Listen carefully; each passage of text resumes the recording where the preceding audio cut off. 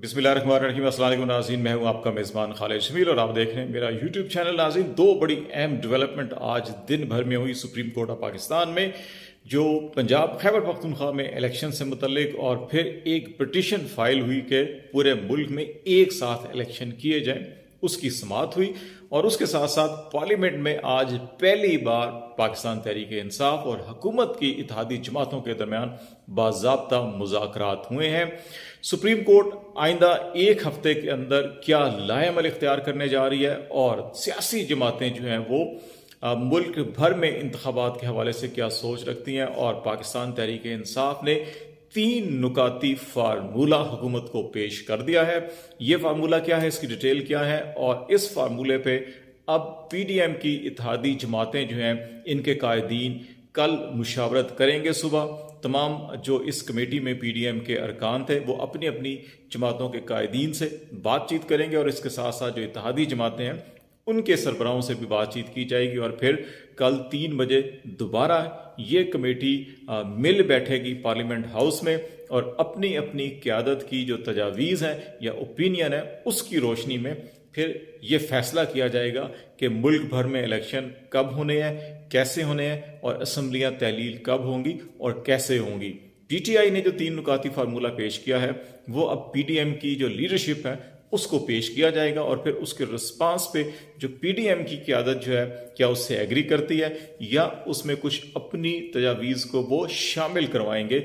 ये मामला अब कल होना है। दूसरी तरफ सुप्रीम कोर्ट ऑफ पाकिस्तान के अंदर जो आज हेयरिंग हुई वो फोकस रही सिर्फ इस मामले के ऊपर कि मुल्क भर में एक साथ इलेक्शन कैसे किए जा सकते हैं। जजेस आज बिल्कुल खामोश रहे। 3 रुकनी बेंच था चीफ जस्टिस ऑफ पाकिस्तान की सरबराही में। चीफ जस्टिस ऑफ पाकिस्तान ने कुछ सवालात उठाए और अपनी जो रिमार्क्स से उनका इजहार भी किया, कुछ तहफ़्फ़ुज़ात का इजहार भी किया। अटॉर्नी जनरल पाकिस्तान और फारूक एच नाइक जो है वो पीडीएम की जानिब से पेश हुए थे। Farooq H Naik basically peoples party को रिप्रेजेंट कर रहे थे और अटॉर्नी जनरल पाकिस्तान फेडरेशन को रिप्रेजेंट कर रहे थे।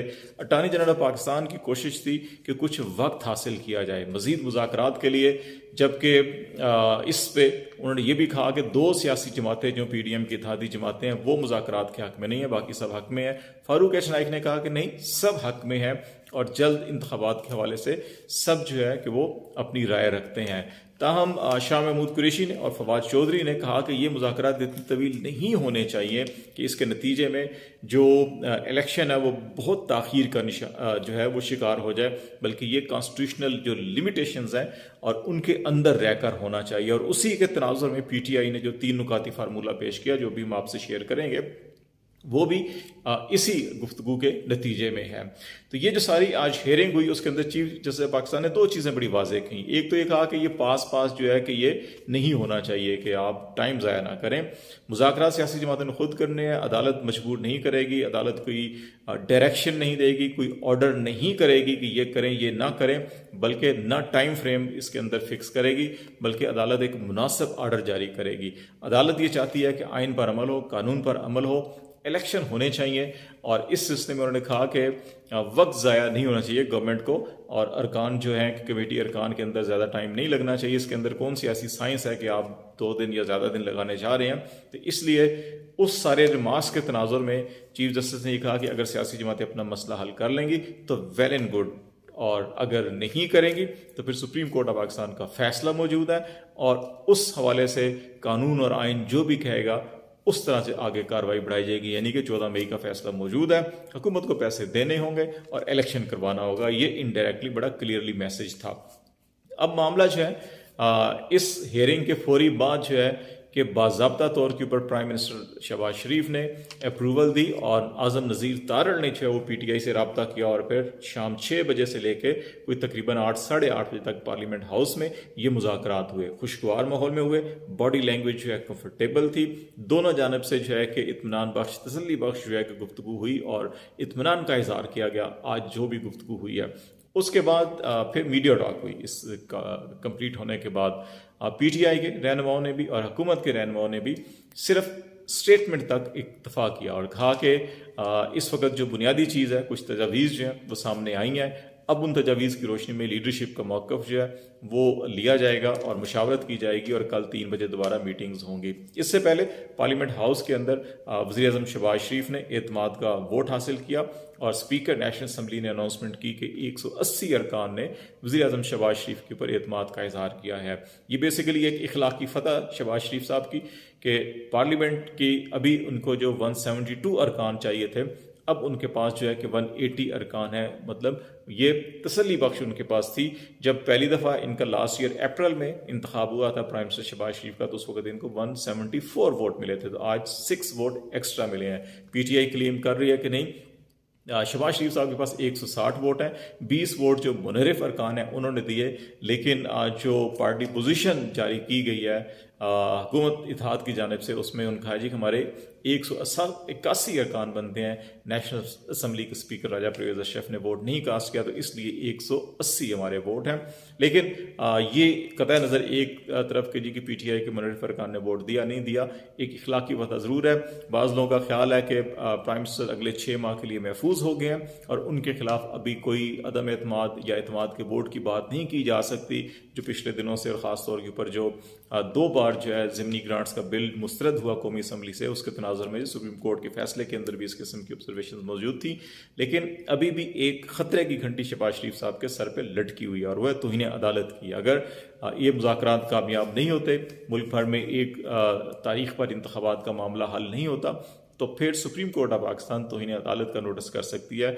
और इसमें ये जो लॉजिक ली जा रही थी कि कैबिनेट प्राइम मिनिस्टर जो है कि जिम्मेदार नहीं है बल्कि पार्लियामेंट ने इसको मुस्तरद किया है, अब ये अपना केस कमज़ोर किया गया है ये 180 अरकान का वोट लेकर। इसका मतलब है कि पार्लियामेंट के अंदर हुकूमती इत्तेहाद को 180 अरकान की हमायत हासिल थी, लेकिन जानबूझकर उनका वोट मुस्तरद करवाया गया। हुकूमती बिल था, हुकूमती करारदाद थी और उसको मुस्तरद करवाया गया। इसका मतलब है इंटेंशंस ही यही थी कि इसको मुस्तरद करवाया जाए। तो ये बदनीयती पर मबनी जो है कि ये चीज़ आती है और इंटेंशन अगर ये ज़ाहिर हो जाए कि बदनीयती है तो वो फिर जुर्म करार दिया जाता है। तो इसलिए ये जो तौहीन अदालत का केस है प्राइम मिनिस्टर का, वो बहुत वीक हो गया है। लेकिन तौहीन अदालत से पहले अगर मामला जो है कि मुज़ाकरात में कामयाबी हो जाती है, जो 3 नुकाती फार्मूला पीटीआई ने पेश किया है उसके ऊपर, और वो 3 नुकाती फार्मूला क्या है? नंबर 1 कि 14 मई से पहले मई के आगाज़ में कौमी असम्बली और बलूचिस्तान और सिंध की असम्बलियाँ तहलील कर दी जाएँ, ताकि वो जो डेडलाइन है 14 मार्च की वो ऑलरेडी एग्जिस्ट करती है। सुप्रीम कोर्ट का फैसला मौजूद है, हुकूमत उसके ऊपर अमल करने के लिए पाबंद है। अगर हुकूमत चाहती है कि मुल्क भर में इलेक्शन हो, वो सिंसियर है, तो फिर वक्त ज़ाया नहीं किया जाए बल्कि मई के आगाज़ में असम्बलियाँ तहलील की जाएँ और इलेक्शन की डेट दे दी जाए। और फिर इस वक्त जो ताख़ीर हुई है, जो सुप्रीम कोर्ट ऑफ पाकिस्तान भी कह रही थी गुंजाइश निकाली जा सकती है आर्टिकल 254 के तहत, सागदार साहब भी, आज़म नज़ीर तारड़वी और हुकूमती इत्तेहादी भी कहते हैं कि वह 254 के तहत जो है कि ये कंसेशन दी जा सकती है। पीटीआई ने कहा है कि नहीं, इसको आप कंसेशन मत कंसीडर करें, ना कंसेशन दें। अगर एक दफ़ा ऐसी मिसाल बन गई तो मुस्तकबिल में फिर कोई भी हुकूमत वक्त पर इलेक्शन नहीं करवाएगी और उसकी कोशिश होगी कि मामलात को 90 दिन से ज़्यादा आगे घसीटा जाए, 6 महीने तक, 9 महीने तक। तो इसलिए आने वाले वक्त को महफूज बनाने के लिए और इस किस्म की दोबारा जो है कि 90 दिन की तजावज़ात से बचने के लिए कॉन्स्टिट्यूशनल अमेंडमेंट की जाए, 1 टाइम ये तरमीम हो। और इस तरमीम के लिए आपको 2/3 मेजॉरिटी चाहिए होगी, उसके लिए पीटीआई के वोट चाहिए होंगे और पीटीआई के मेंबर्स को आपको वापस नेशनल असम्बली में लाना होगा। ये वो 3 नुकात हैं जो पीटीआई ने पेश किए हैं। इसके ऊपर जो है कि जो हमारी गुफ्तगू हुई, जितने भी अरकान थे कमेटी के, उन्होंने खुल के बात नहीं की, लेकिन कहा कि पॉजिटिव डायरेक्शन के अंदर गुफ्तगू हुई है और तवक्को यही की जा रही है कि हुकूमत पॉजिटिव जवाब देगी। तो लेट्स सी कल इस मामले पे क्या पेशरफ्त होती है, आपको अपडेट करते रहेंगे। फिलहाल खालिद शबील को इजाज़त दीजिए। अल्लाह हाफिज़।